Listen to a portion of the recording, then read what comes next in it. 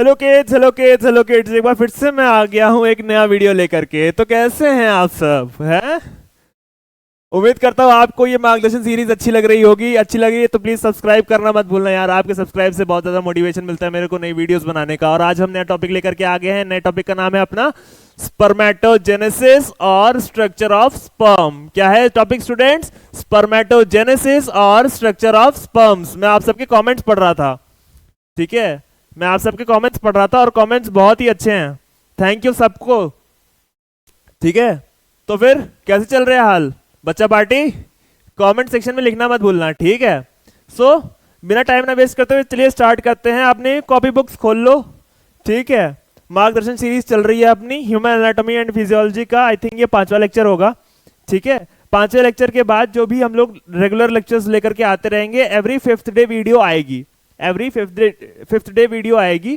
और साथ ही साथ मैं आपको बता दूं कि चैनल को सब्सक्राइब करना मत भूलना, ठीक है? कहां गया अपना चैनल? कॉन्सेप्टो फार्मा, लिख लो। क्या है? कॉन्सेप्टो फार्मा, इसको सब्सक्राइब करना है और वीडियोस देखनी है, ठीक है? चलिए टाइम वेस्ट नहीं करते हैं। तो हमने फिर क्या क्या पढ़ लिया था? मेल रिप्रोडक्टिव सिस्टम पढ़ लिया था, फ्लो चार्ट्स पढ़ लिए थे, स्ट्रक्चर ऑफ टेस्टिस पढ़ लिया था। आज हम लोग को की बारी है स्पर्मेटोजेनेसिस पढ़ने से पहले हम लोग थोड़ा सा असेसरी ग्लैंड्स के बारे में पढ़ लेंगे। किसके बारे में पढ़ लेंगे बच्चों? असेसरी ग्लैंड्स के बारे में। तो सबसे पहले आप लोग हेडिंग डालिएगा एसेसरी ग्लैंड्स। क्या है? Accessory glands.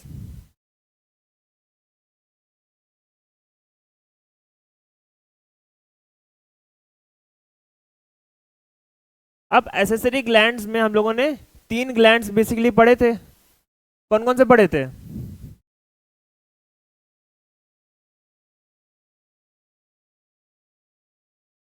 सबसे पहले पढ़ा था हमने सेमाइनल वेसिकल।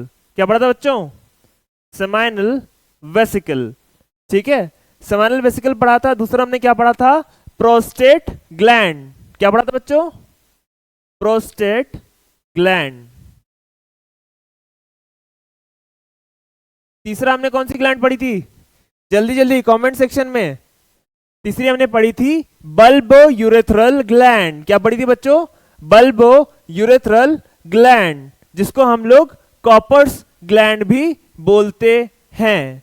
तो लिख लो इसको।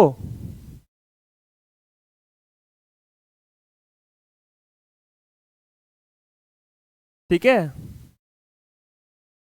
अब जल्दी जल्दी आ जाते हैं इनके फंक्शंस पे। जल्दी जल्दी आ जाते हैं इनके फंक्शंस पे, ठीक है? सो क्या क्या होते हैं फंक्शंस हमारे? सेमाइनल वेसिकल के फंक्शंस की बात करते हैं तो सेमाइनल वेसिकल जो होती है हमारी, सबसे पहले ये होते हैं पेयर्ड स्ट्रक्चर्स। क्या होते हैं बच्चों? ये होते हैं हमारे पेयर्ड स्ट्रक्चर्स, ठीक है? तो सबसे पहले हम लोग लिखेंगे कि दीज आर पेयर्ड स्ट्रक्चर्स। दूसरे टॉपिक की बात, दूसरे पॉइंट की बात करते हैं तो इनके अंदर क्या होता है? फ्रक्टोज। इनके अंदर क्या मिलता है हमें? फ्रक्टोज। अब फ्रक्टोज किस लिए मिलता है बॉस? फ्रक्टोज किस लिए मिलता है? ताकि एनर्जी सोर्स की तरह काम कर सके। किस लिए? To act as energy source. Act as energy source for sperms, act as energy source for sperms, ठीक है? और तीसरे पॉइंट की बात करते हैं तो तीसरा पॉइंट क्या होगा? सबसे पहला कि ये सबसे ज्यादा अमाउंट में, मैक्सिमम अमाउंट में अल्कलाइन फ्लूइड सिक्रीट करता है। क्या सिक्रीट करता है बच्चों? अल्कलाइन फ्लूइड सिक्रीट करता है। secretes maximum amount of alkaline fluid, maximum amount of alkaline fluid। क्या secrete करता है बच्चों? alkaline fluid, ठीक है? और साथ ही साथ इसमें क्या प्रेजेंट होता है? साथ ही साथ इसमें प्रेजेंट होता है हमारा सिट्रिक एसिड। क्या प्रेजेंट होता है बच्चों? Citric acid.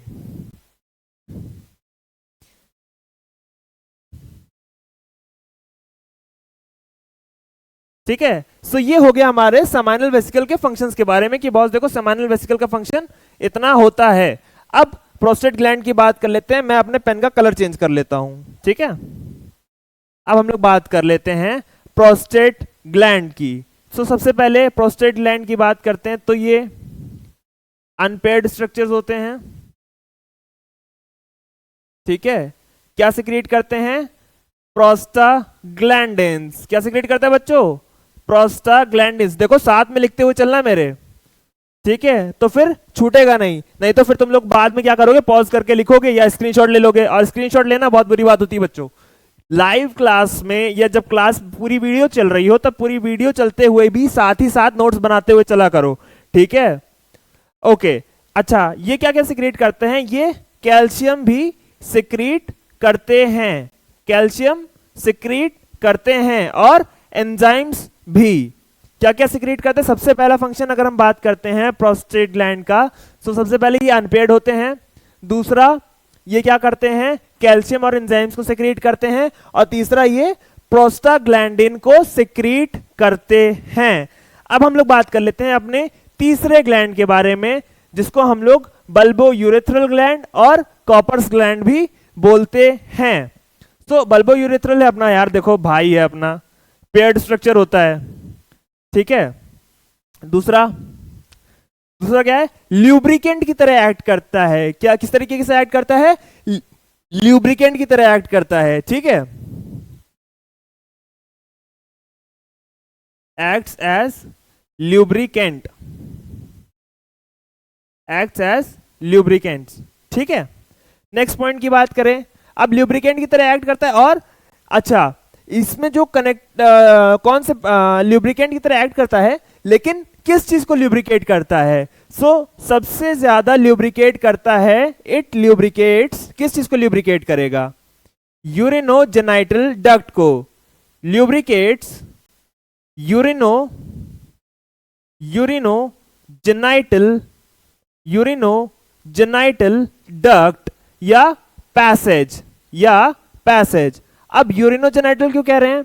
जस्ट बिकॉज, क्योंकि जो यूरेथ्रल पैसेज होता है वो कॉमन पैसेज होता है for urine as well as sperms, for urine as well as sperms या सीमन, ठीक है। सो इसलिए उसको यूरिनोजेनाइटल पैसेज कहा जाता है या यूरिनोजेनाइटल डक्ट्स कहा जाता है, जहां पर बल्बो यूरेथ्रल ग्लैंड अपना ल्यूब्रिकेशन सिक्रीट करता है। हो गया पूरा, इसको लिख लो स्टूडेंट्स, लिख लो, फिर हम लोग नई स्लाइड पर चलते हैं, ठीक है।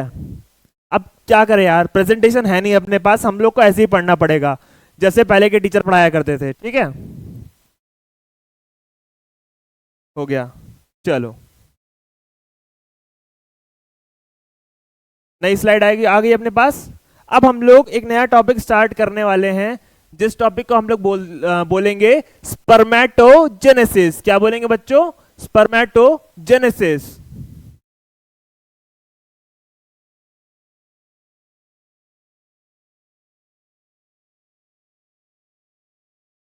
अब स्पर्मेटोजेनेसिस से बच्चों क्या समझ में आता है? स्पर्मेटोजेनेसिस से बच्चों क्या समझ में आता है? स्पर्मेटोजेनेसिस, सबसे पहले तो हेडिंग डालो यार, मैं बताता हूं, सबसे पहले हेडिंग डालो, स्पर्मेटोजेनेसिस। अब बताओ इस वर्ड से क्या समझ में आता है? Formation of mature sperms. क्या होते हैं? फॉर्मेशन ऑफ मैच्योर स्पर्म्स, ठीक है, या मैच्योर स्पर्मेटोजोआ। क्या होता है बच्चों? लिख लो साथ में, फॉर्मेशन ऑफ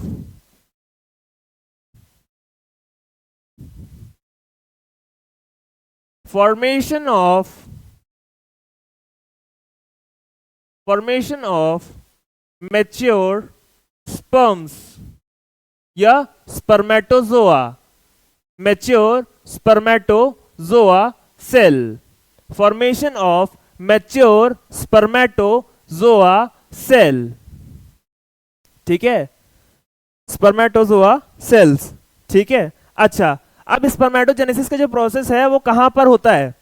मैंने पहले ही बताया था कि स्पर्मेटोजेनेसिस का जो प्रोसेस होता है वो होता है सेमाइनिफेरस ट्यूब्यूल्स में। अगर आपको टेस्टिस का स्ट्रक्चर देखना है तो मेरी पीछे वाली वीडियो में जाइए और जाकर के देखिए, वहां पर मैंने सेमाइनिफेरस ट्यूब्यूल्स के बारे में बताया है। ठीक है, सो जो स्पर्मेटोजेनेसिस का प्रोसीजर है वो कहां पर होता है, सेमाइनिफेरस ट्यूब्यूल्स में। सो नेक्स्ट पॉइंट हो जाएगा हमारा, this process takes place this process takes place in seminiferous tubules। seminiferous tubules किसमें होता है बच्चों, फिर राइटिंग खराब हो गई मेरी।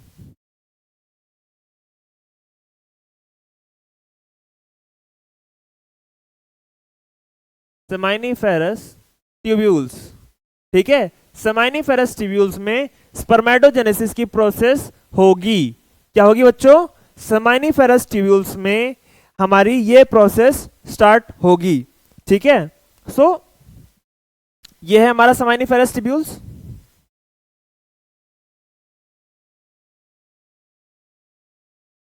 इसमें क्या होता है,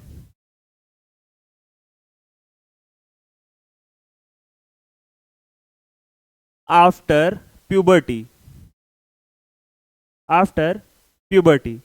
अब बच्चों प्यूबर्टी क्या होती है, प्यूबर्टी का मतलब होता है कि जब हम अपने स्पर्म प्रोडक्शन को स्टार्ट कर दें, हम लोग मेल इंडिविजुअल इस एज में आ जाए कि वो रिप्रोडक्टिव सेल्स बनाना स्टार्ट कर चुका है, फॉर्मेशन ऑफ स्पर्म्स बनना स्टार्ट हो चुका है। सो आफ्टर प्यूबर्टी क्या होता है ना, there is a cell called spermatogonia cell,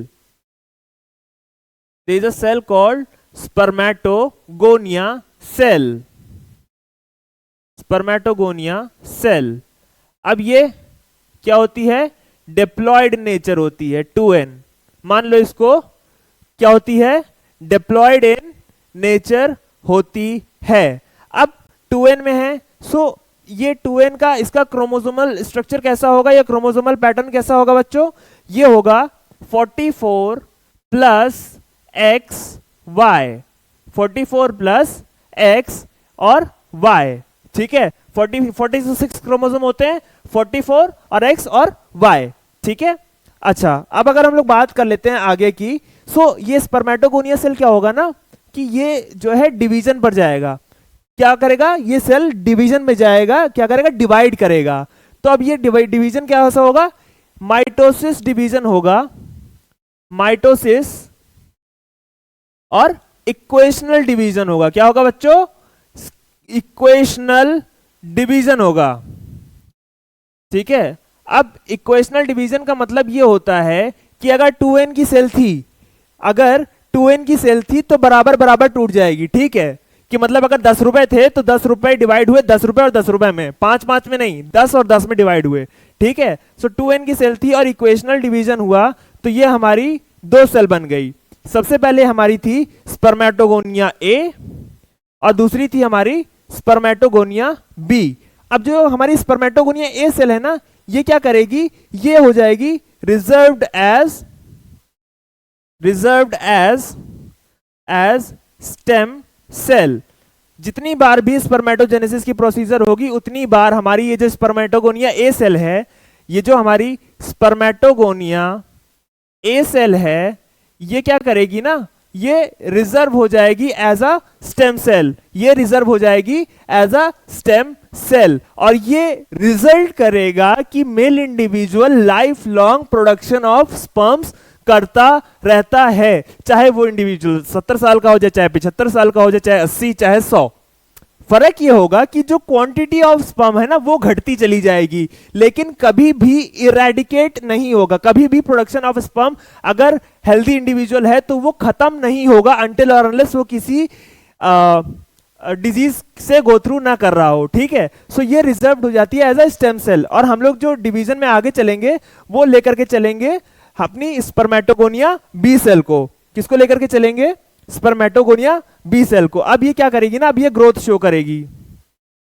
क्या शो करेगी, ग्रोथ शो करेगी, और ग्रोथ शो करने के बाद बड़ी हो जाएगी। क्या हो जाएगी बच्चों, ग्रोथ शो करेगी। अब ग्रोथ शो करने के बाद ये बड़ी हो जाएगी। अब ये जो बड़ी सेल बन गई ना, इसको हम लोग बोलते हैं प्राइमरी oocyte। क्या बोलते हैं बच्चों? इसको हम लोग बोलते हैं प्राइमरी oocyte, नहीं सॉरी, स्पर्मेटोसाइट। क्या बोलते हैं? Primary spermatocyte. क्या बोलते हैं बच्चों?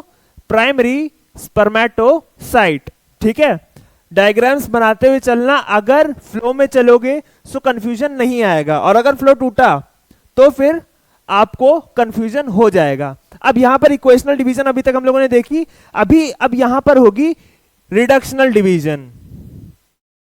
ठीक है, यहां पर माइटोसिस हो रही थी, यहां पर मियोसिस होगी। क्या होगी बच्चों? मियोसिस होगी, मियोसिस होगी।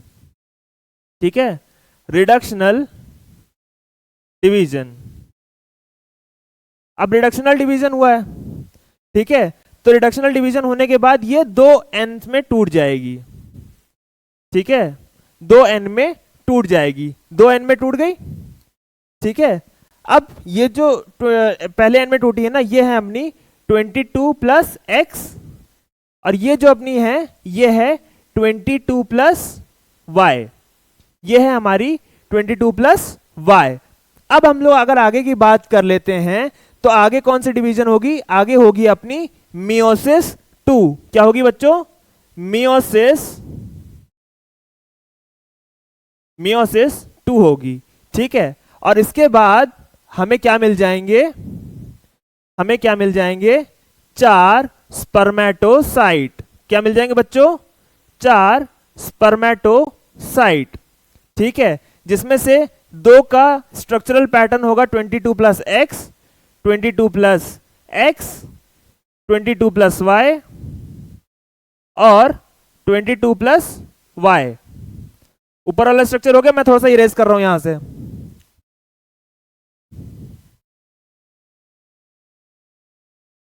ठीक है,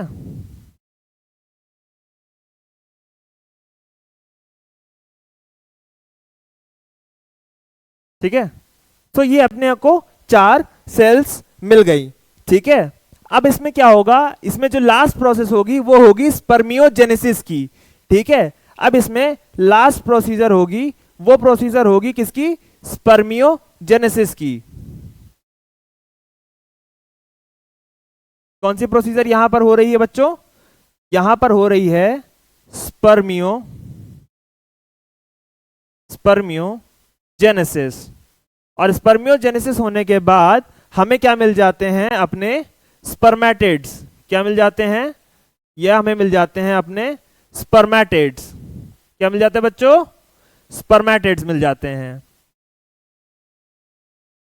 ठीक है, अब मान के चलो, जब ये हमारे पास दो सेल 22 प्लस एक्स की आई हैं और दो सेल 22 प्लस वाई की आई हैं, तो बेबी बॉय के होने का चांस भी 50% होता है, और बेबी गर्ल के होने का चांस भी 50% होता है। और ये था आपका पूरा स्पर्मेटोजेनेसिस। आप पूरा नोट कर लीजिए, कहीं कुछ डाउट लगे तो कमेंट सेक्शन में लिखिएगा। साथ ही साथ अब आ जाइए अपने नए टॉपिक के बारे में, जिस टॉपिक को हम लोग बोलते हैं स्ट्रक्चर ऑफ स्पर्म। क्या है अगला टॉपिक? है हमारा स्ट्रक्चर ऑफ स्पर्म। उससे पहले आप ये पूरा नोट कर लीजिए।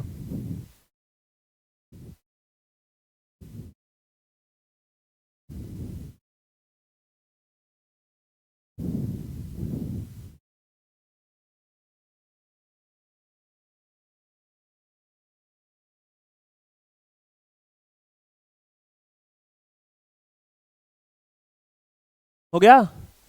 चलिए अब स्टार्ट करते हैं आगे। हेडिंग डालो बच्चों, स्ट्रक्चर ऑफ स्पर्म। क्या लिखना है हेडिंग? Structure of sperm.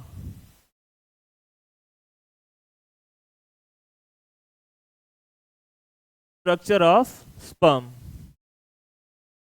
अब देखो यार, स्पर्म का स्ट्रक्चर बनाना स्टार्ट कर रहे हैं, साथ साथ में बनाते हुए चलना, ठीक है?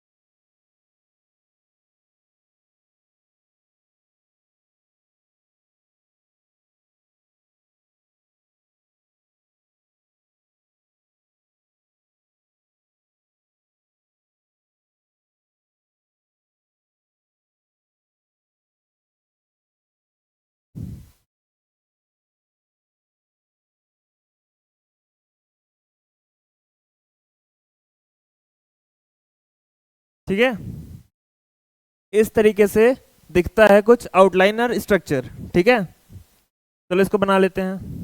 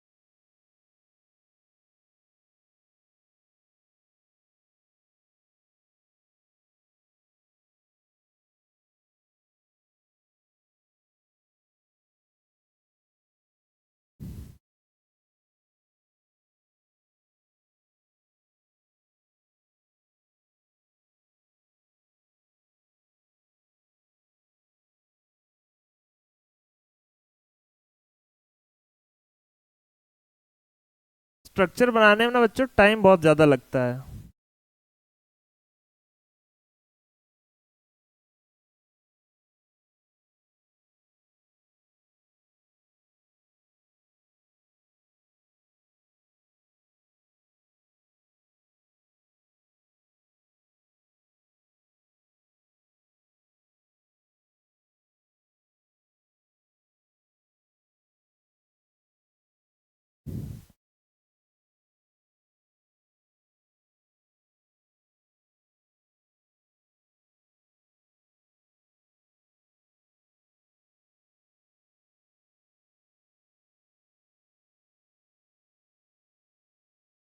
ठीक,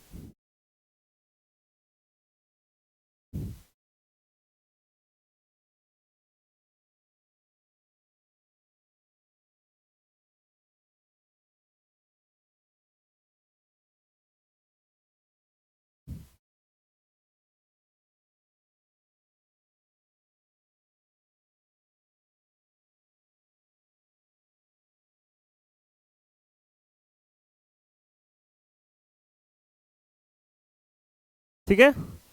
तो ये रहा हमारा स्ट्रक्चर ऑफ स्पर्म। ठीक है, सबसे पहले ये जो हमारा ऊपर वाला पोर्शन होता है ना, ये क्या होता है, हमारा हेड का पोर्शन होता है। ठीक है, आई थिंक थोड़ा सा गलत हो गया।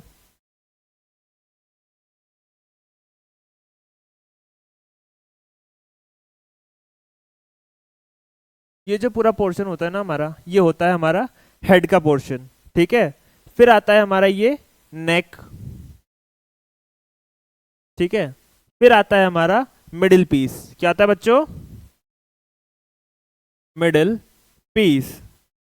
ठीक है, अब मिडिल पीस के बाद जो लास्ट स्ट्रक्चर हमारा आता है वो आता है टेल। ठीक है, ओके। अब हम लोग नेमिंग करना स्टार्ट करते हैं।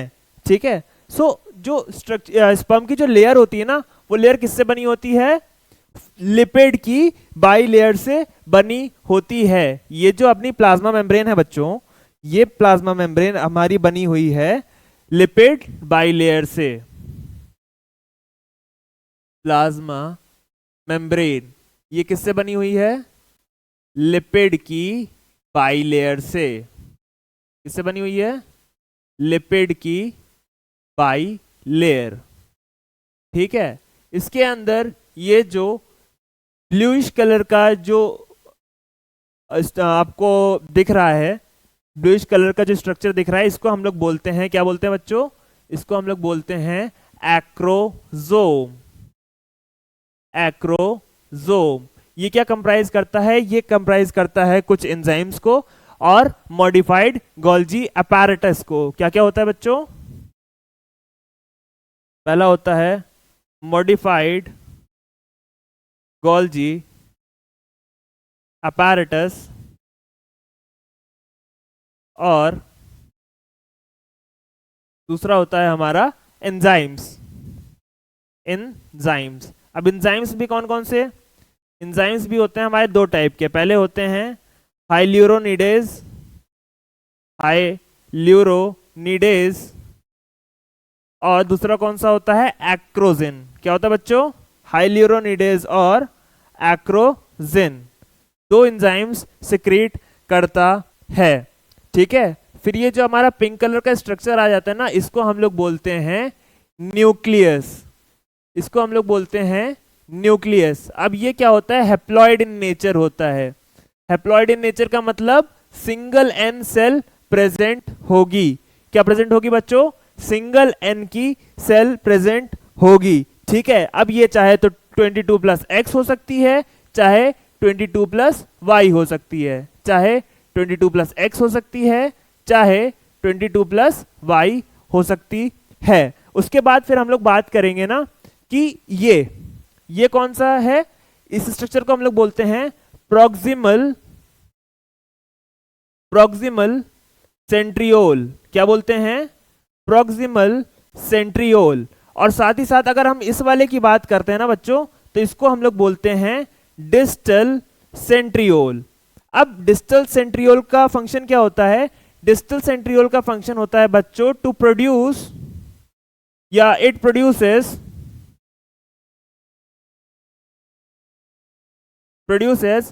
axial filament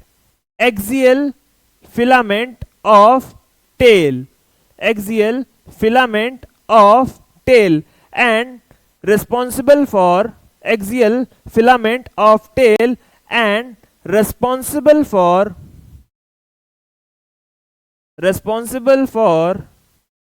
whiplash movement, whiplash movement।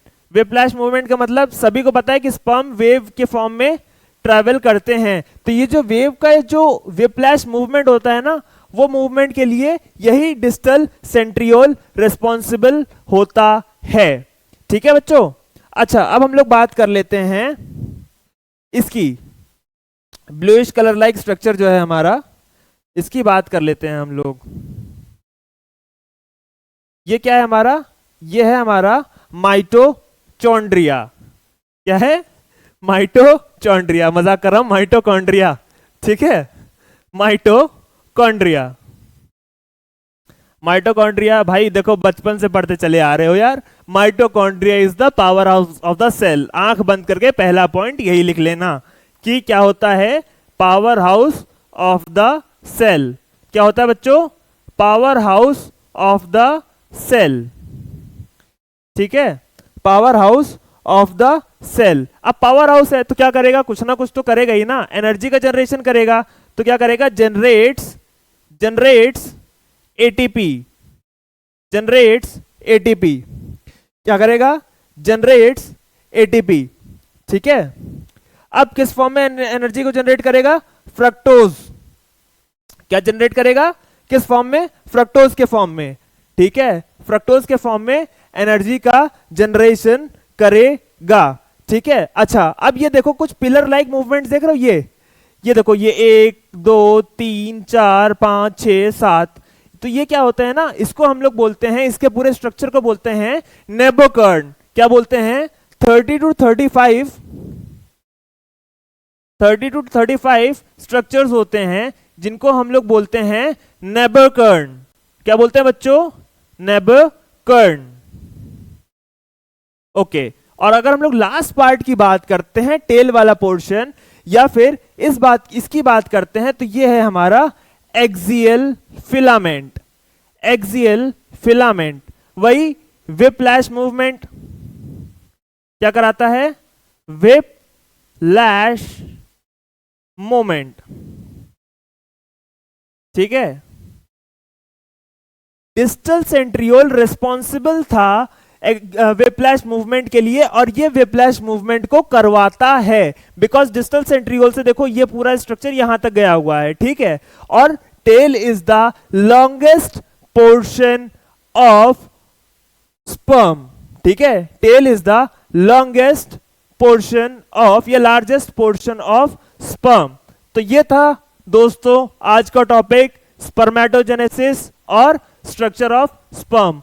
आई होप आप सभी को बहुत अच्छा लगा होगा, वीडियो समझ में आया होगा। अगर वीडियो समझ में नहीं आया या कोई डाउट रह गया है तो please write down in comment section. Subscribe करना मत भूलिएगा, वीडियो को लाइक करना मत भूलिएगा, वॉच टाइम देते रहिएगा, अपना प्यार दिखाते रहिएगा, कॉन्सेप्ट ऑफ फार्मा की फैमिली को बड़ा करते रहिएगा। और हम अपने मोटिव से नहीं हटेंगे कि हम एंटायर सिलेबस को डिटेल्ड फॉर्म में आप तक लेकर के आते रहेंगे एवरी 5th डे। ठीक है, तब तक के लिए tata bye bye, good night, जय हिंद।